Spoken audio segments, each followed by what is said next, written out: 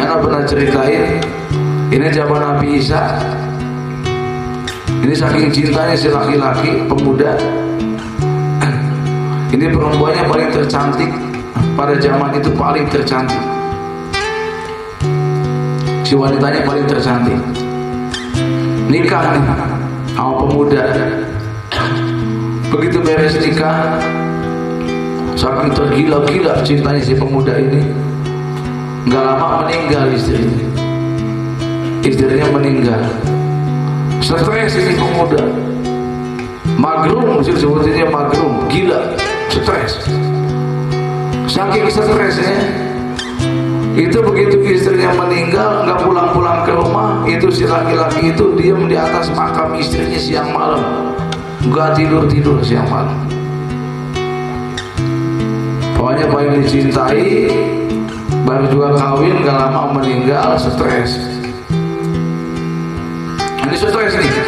Tadi yang cerita tadi, siang malam di atas kuburan, di atas makam, nggak tidur. Berminggu-minggu, berbulan-bulan nggak tidur siang malam. Kalau yang stres begitu ya udah nggak bisa gimana ya. Diolok, dirayu, suruh pulang ibaratnya, nggak bisa. Ini nggak lama datang Nabi Isa lewat. Nabi Isa tahu kan mujizatnya bisa menghidupkan orang mati dengan izin Allah. Ada Nabi Isa lewat si kuburan itu. Nanti ada si pemuda itu lagi di atas makam. Nabi Isa berhenti. Tegur sama Nabi Isa, "Hai pemuda, sedang apa engkau?"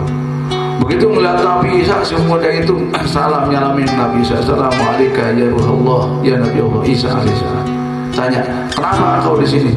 Jawab sama pemuda itu, diceritain. "Ya Nabi Allah Isa, aku ini punya istriku cantik banget. Aku udah cinta bener sama istriku. Nah begitu udah nikah gak lama istriku meninggal. Aku gak bisa menerima dengan meninggalnya istriku. Aku gila Nabi Isa, ibarat gitu aja. Aku didiam di atas makam istriku sampai sekarang. Berapa minggu, berapa bulan aku udah gak tahu hari, udah gak tahu bulan, udah gak tahu siang, udah gak tahu malam. Pokoknya aku pengen istriku pengen hidup lagi. Apakah Nabi Isa engkau mau istri aku hidupkan kembali dengan izin Allah?" Mau Nabi Isa, senang deh. Alhamdulillah, mau Nabi Isa. Mau engkau aku hidupkan kembali dengan izin Allah istrimu. Mau Nabi Isa. Akhirnya Nabi Isa dengan izin Allah, "Ya halal kubur, gum biiznillah. Wahai ahli kubur, bangun dengan izin Allah." Pas begitu yang keluar bangun, itu orang yang hitam kulitnya, laki-laki kulitnya hitam melesreng, gosong kulitnya, keluar api dari telinga, dari hidung, dari mata. Kaget ini, si pemuda tadi kaget. "Oh istri saya putih jadi hitam begini kan?"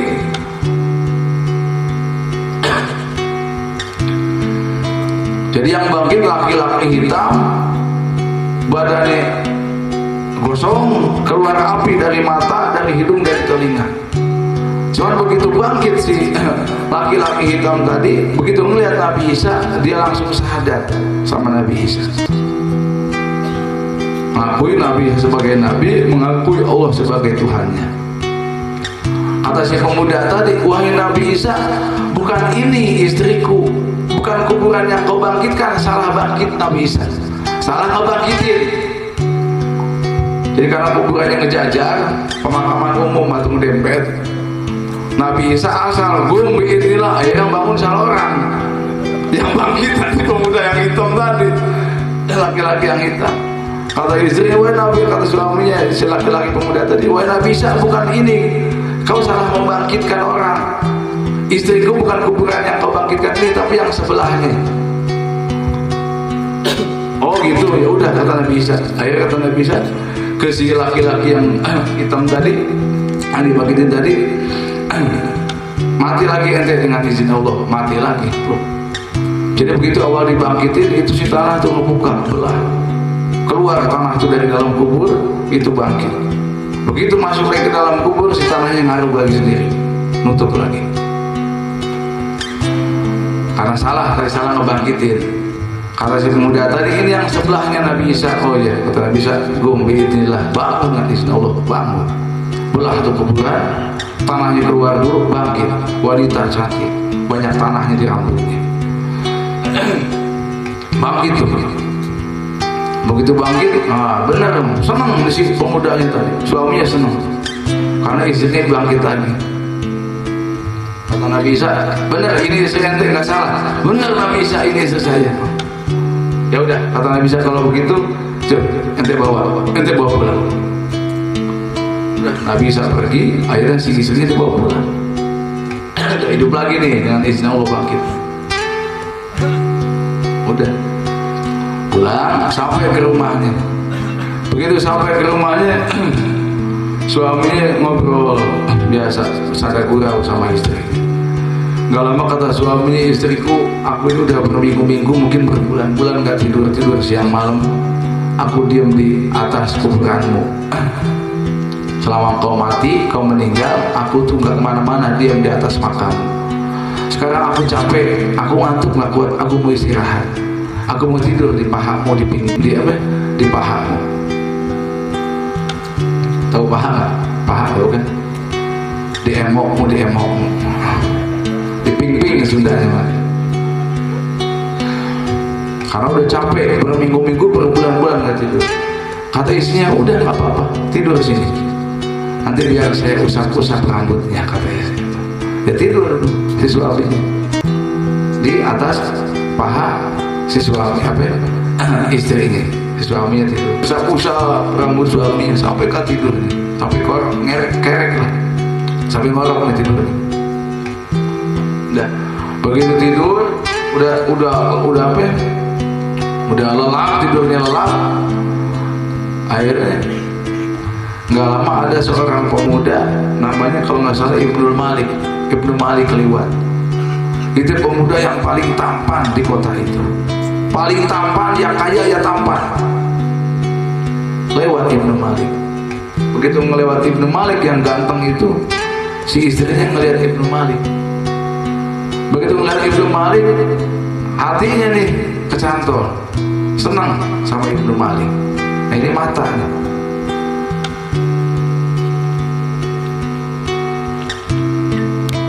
Saking senangnya nggak kebendung. Nah ini perempuan kalau udah senang, nah ini kadang-kadang sumbunya pendek.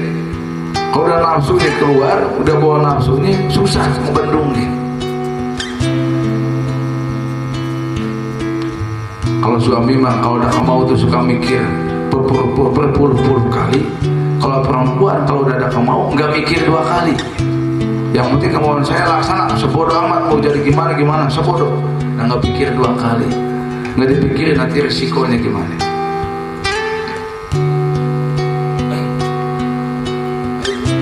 Begitu ngeliat Ibnu Malik, si perempuannya senang. Saking senang gak kebendung, akhirnya suaminya lagi tidur di atas pahanya, diambil kepala suaminya, disimpan di bawah di tanah. Diangkat kepalanya, disimpan di tanah. Dikejar lah itu Ibnu Malik tadi sama si perempuan tadi. Begitu dikejar, akhirnya Ibnu Malik ngelihat si perempuan tadi. Begitu melihat, karena perempuannya juga cantik, Ibnu Malik juga senang juga. Kalau si perempuannya, wahai Ibnu Malik, jadikan aku budakmu. Aku pengen ikut sama engkau, jadikan aku budakmu.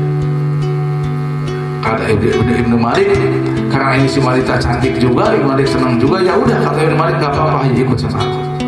Dibawa sama Ibnu Malik jalan, karena pengen ikut sama Ibnu Malik. Akhirnya suaminya begitu bangun bingung, nyari istrinya nggak ada, kekelabakan suaminya. Kemana istri saya? Nyari suaminya, nyari istrinya, bingung suaminya. Akhirnya dilihat ada bekas tapak kakinya, diikutin bekas tapak kakinya, ditelusuri jejak telapak kakinya, ditelusuri sampailah tadi ketemu istrinya tadi lagi sama Ibnu Malik, lagi jalan. Diberhentiin sama suaminya. Ibnu Malik, maaf kata suaminya, ini yang kau bawa ini istriku. Kata Ibnu Malik, bukan, ini saya ketemu di jalan tadi. Kata suami, ini istriku, demi Allah ini istriku. Ditanya, wahai istriku, benarkah kau istriku? Apa kata istri? Bukan, aku bukan istrimu. Bukan, aku bukan istrimu. Kata suaminya, demi Allah, kau berani bersumpah, bukankah kau istriku yang tadi dibangkitkan setelah mati oleh Nabi Isa? Kata istrinya, bukan, aku bukan istrimu. Aku pelayani Ibnu Malik. Aku bukan istrimu. Gak ngaku tuh si perempuan. Gak lama kebenaran, bukan kebenaran, si tartib ilahi, ini rencana Allah. Datang Nabi Isa lewat lagi. Nabi Isa ngeliat lagi ribut tigaan. Begitu datang Nabi Isa, kata Nabi Isa, ada apa? Kata si suaminya tadi, ya Nabi Allah Isa, kau menjadi saksi, bukankah ini, bukankah si wanita ini adalah istriku Nabi Isa? Kata Nabi Isa, betul, itu istrimu. Bukankah dia tak istriku yang kau bangkitkan tadi setelah dia mati? Betul, kata Nabi Isa, dia istrimu. Kata istrinya, bukan, Nabi Isa, aku bukan istrinya. Akhirnya Nabi Isa langsung yang nanya ke istrinya, hei wanita, bukankah engkau seorang wanita yang mati, kemudian aku bangkitkan kembali dengan izin Allah? Bukankah engkau yang aku bangkitkan setelah kau mati dengan izin Allah? Apa kata si wanita itu? Bukan aku yang kau bangkitkan, Nabi Allah Isa. Di situ Nabi Isa tersinggung, nggak mengakui, kubur nikmat, nggak syukuran. Akhirnya Nabi Isa doa minta ke Allah, ya Allah, kembalikan lagi nyawanya yang telah kau berikan kepadanya. Akhirnya dengan izin Allah mati lagi itu perempuan. Apa kata Nabi Isa? Kalau ente mau ngeliat laki-laki yang bangkit dalam keadaan kafir, kemudian mati dalam keadaan beriman, lihatlah si laki-laki hitam. Dia kafir tuh matinya tuh, bangkit. Begitu bangkit dia syahadat, begitu mati dalam keadaan iman. Dan kalau kau mau melihat seorang yang bangkit, yang hidup dalam keadaan beriman, bangkit, kemudian bangkit dan mati lagi dalam keadaan kafir, maka lihatlah si wanita itu. Yaitu perempuan beriman, begitu bangkit, akhirnya dia nggak syukuran, dia kubur nikmat, nggak mengakui, begitu mati dalam keadaan kafir. Akhirnya setelah itu si pemuda tadi udah nggak kawin-kawin lagi, akhirnya ibadah terus ke Allah sampai ke meninggal dunia. Artinya pelajaran di sini, ini fitnah dunia, ini fitnah dunia. Ini jaga tadi mata. Jadi kalau ngelihat tadi kegantengannya, istri ente bisa cari yang lebih ganteng dari suami ente banyak. Melihat kayaan yang lebih kaya dari suami ente banyak. Jadi kalau karena Allah tadi, ente bakal abadi, bakal kuat, bakal langgeng.